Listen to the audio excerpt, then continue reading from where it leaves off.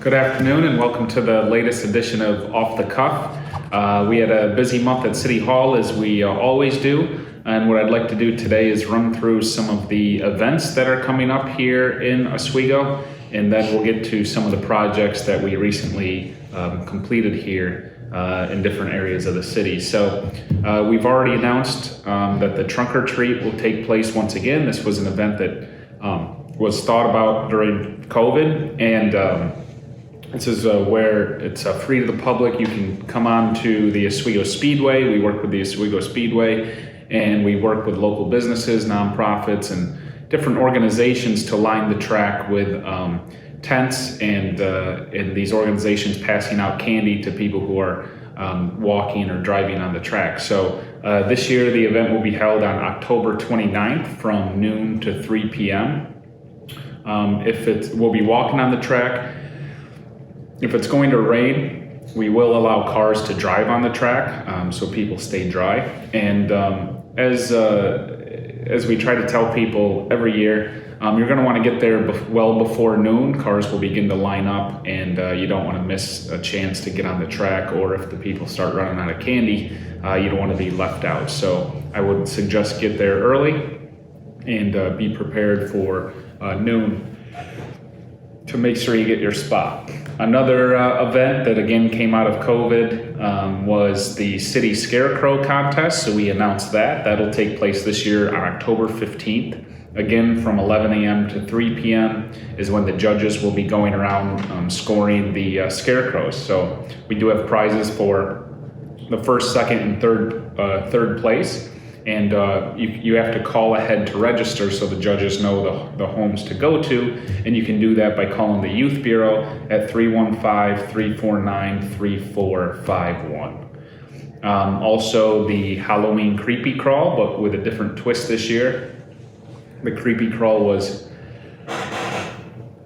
historically behind the Pontiac Apartments here along West 1st Street, along the Riverwalk. This year we're actually going to move it to try to switch things up a bit, and we moved it to East 1st Street. The band, food, and entertainment will be, other entertainers will be in the Rotary Park on East 1st Street, which is near Simeon DeWitt.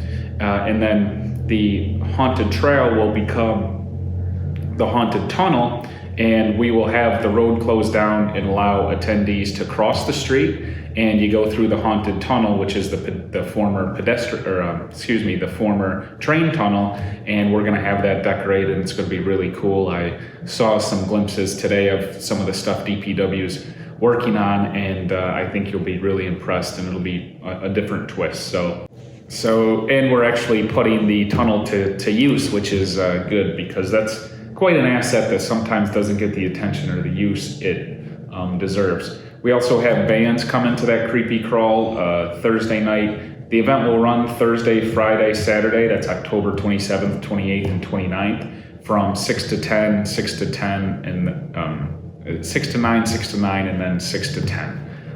So we have some great bands. Head First will play Thursday night. Bonfires and AC/DC Tribute Band will play Friday night, and then Dunes and the Dell Tunes will play Saturday night. So food, beer, and wine will be presented by Canales. So make sure you get down and check out the Creepy Crawl this year. I also want to remind everybody Dirt Week begins the first week of October. So be ready for a lot of traffic and a lot of people. And I would encourage you, if you've never been to Dirt Week, to get out there and see, get that experience. Even if you don't like racing, it's still fun to just go around, drive around the pit and garage area, and then catch the racing. It's really unlike anything I've ever seen. So I'll certainly be there, and I would encourage you to check it out if you haven't already. We had some great projects that were completed this month. We had some great projects that were completed this month.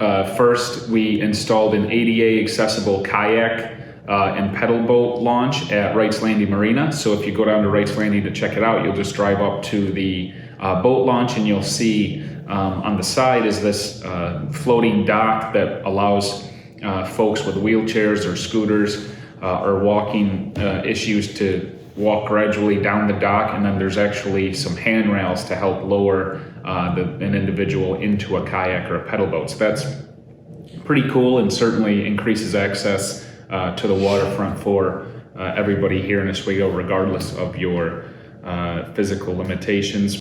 We also completed the bridge lighting project. This is the pedestrian bridge that's over the Oswego River. This time it goes back to a grant we won last year. It's a $300,000 project. We won a $150,000 grant to help pay for it. And this is the historical train bridge over the river, and we lit it up using some really interesting downlighting. So you'll see these small light fixtures along the entire bridge, and then they shine down different colors, patterns. They can blink and do all sorts of tricks that light up the bridge, and it just adds to the aesthetic of downtown, but more importantly I think the feel and the energy in downtown, and it's a really cool thing, and it's a great way to show off that historical asset. So we're happy to get that done finally.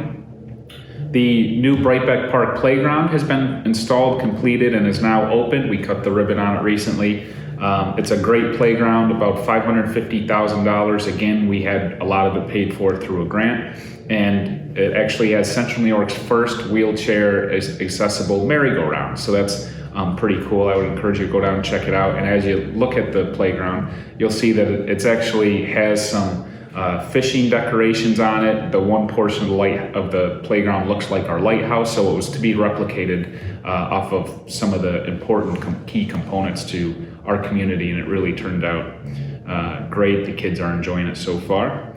Popeye's opened. I think most folks know that. The Oswego Skate Park is kind of our last project for this year to wrap up, and we're looking at a mid-October opening for the skate park. So again, if you haven't been down there, it's a bit hard to get to by car, but feel free to try to get down there and check it out as it's almost complete. I would encourage people to stay off it as the concrete, kind of cures. We don't want people on it to ruin it before it even starts. And we'll certainly have a big opening event for that come mid-October. And then lastly, we made a great deal with the Oswego Fire Department Union. The fire department here had salaries that were outdated and weren't really competitive with surrounding departments like Syracuse, Watertown, and Auburn. So we took the opportunity to come up with ways to make the department more efficient and more cost-effective annually for the city. So the union was willing to make some concessions there so we can continue to lower overtime and save some costs in different areas. And in exchange, we gave them across-the-board raises to make their salaries more competitive to other firefighters in the area. This will certainly help with morale, and it'll help with recruitment and retention issues that we've encountered these last few years. So, like I said, busy month. There was a lot going on, and we'll get that skate park open. We'll continue work on the International Pier. That's starting to come together. If you want to take a drive down there and see that, it's starting to take shape. So thank you for tuning in, and I look forward to talking to you next month.